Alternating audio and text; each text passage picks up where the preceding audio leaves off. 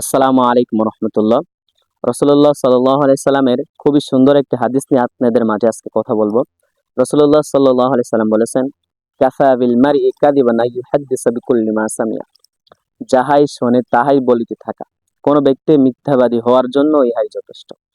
কারণ আপনি একজনের কাছ থেকে একটা কথা শুনে আসছেন, ওই কথাটা যদি আরেকজনকে বলতে যান, হুবাহু ওই রকম বলতে পারবেন না।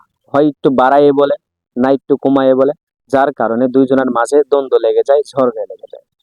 এই কারণে একে অপরের কাছে কথা না লাগানোই সব থেকে ভালো।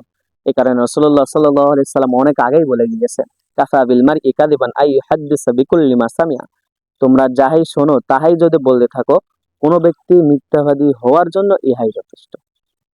তাহলে আপনি খামাখা কেন মিথ্যাবাদী হবেন? খামাখা কেন মিথ্যা কথার জন্য গুনাহগার হবেন? এই কারণে এই সমস্ত কাজ আমাদের থেকে ছেড়ে দিতে হবে। এই সমস্ত কাজ আমরা করব না ইনশাআল্লাহ। আসসালামু আলাইকুম ওয়া রাহমাতুল্লাহ।